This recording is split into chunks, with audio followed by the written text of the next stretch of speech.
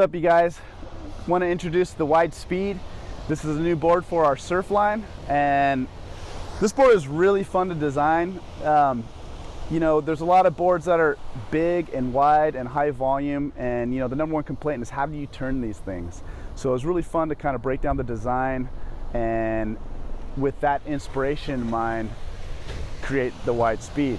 You know, we call it the Wide Speed very simply because I wanted to make a board that was stable, wide, and fast, lots of speed. So this is what we came up with.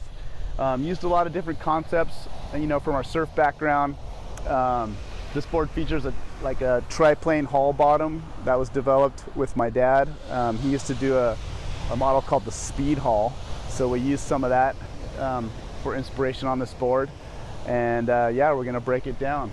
Was to make a high volume, wide, stable board, but make it really maneuverable. So we've done a lot of design to kind of make these boards feel a lot smaller than they are. And people are going to be really impressed at how quickly it reacts from rail to rail and how nimble these boards are for how big they are. You know, you can see the outline is pretty generous. It's got a wider nose, wider tail. And you know, I like to refer to these as the shoulders and the hips. And that's a big design element to making SUP surfboards stable, are those key points. We finished it off with a nice clean square tail. It's just the most versatile tail shape out there. So it's stable, it's fast, it pivots, etc. This board has a little bit of a wide point forward, so that just encourages a little bit of that forward paddling. So you know, you can really dig into it and be stable and trust your stroke to catch waves easily. So it helps you catch waves much easier with a little bit forward outline. Still comes to a point, and you can see from the side angle, it's got a nice kick in the nose right at the end there. And that's to help with the late drops. It enables to keep the rocker fairly flat, but have that nice kick, you know, for soft landings and just sliding into those curvy waves. You might be able to see a good look at the tail kick as well. So it's a moderate rocker with a nice flip in the nose and an accelerated flip in the tail where the fins are. And that's a real key element when I start showing you the bottom. So as always, we have our really nice premium traction pad. We always take cutouts out of it just to get as much weight out of the pad as we can. It's real thin, it's as thin as I can make it, and still have a lot of durability and long-lasting wear. Kind of cool, we cut it on the access to match up with the graphics, so it looks real tight. It's heat pressed, and so it doesn't absorb up water. We got a really long arch bar, and of course always a big wedgy tail kick just for foot reference and really pivoting off that wide tail. Our handle is a full ledge handle. We call it a Sasquatch paw. And you can fit your whole hand in there, so it's real comfortable to grab.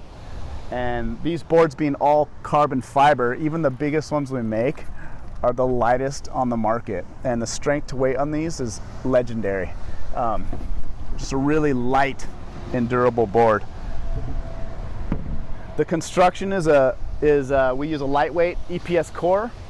The whole board is wrapped with a PVC shell, and then it's in our suspension carbon technology. And the suspension references the type of carbon we're using. We're using different patterns and layups to promote flex.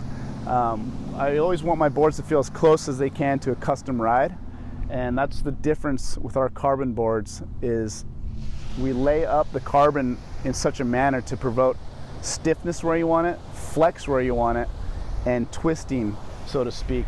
And that's where you get that real custom ride. All right, we'll spin it around, give a little look. Here's a side profile. I don't know if you guys could start seeing, but it's got that nice tucked edge, and it leads into that chined rail. And the chine rail is an angled rail that comes from the bottom rather than on the deck, and just adds that secondary planing surface. but we'll flip it around. So it's hard to see from these views, but there's a nice deep single concave that runs the length of the board. And right in the sweet spot, which we consider the sweet spot in between the stance, it starts transitioning to a deep double concave. So the theory is 2 concaves and the chine rail all working together with the fin placement. What this is doing is when the board's on the edge, the chine rail allows the thicker rail, it relieves pressure, so it allows you to sink the rail quickly and get off and going, right?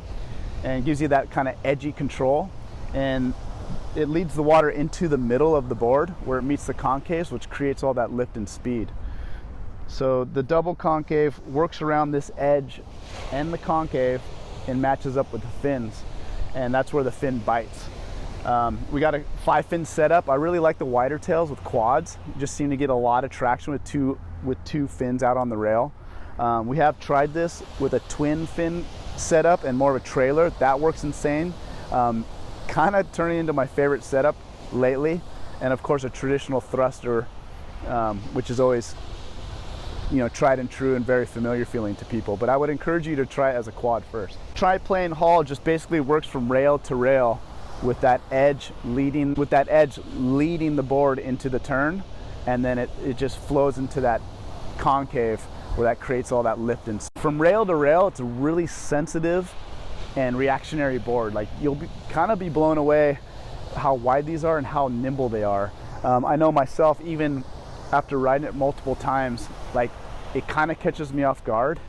So you know, you're used to it kind of having that delay, but the feeling you get on this board is really quick and agile, and it, like I said, it kind of cuts you off, takes you by surprise for how big the board is. We got all the sizes. The smallest one we make is only 100 liters. I've been riding the small one, and it's been nice to get on bigger boards again and be stable but still have that spark in my surfing. And we make this beyond 10 feet tall, so this is the board for beginners who want a really nice premium board, intermediate to advanced guys who just want to, you know, be comfortable and stable and still have that spark in your surfing.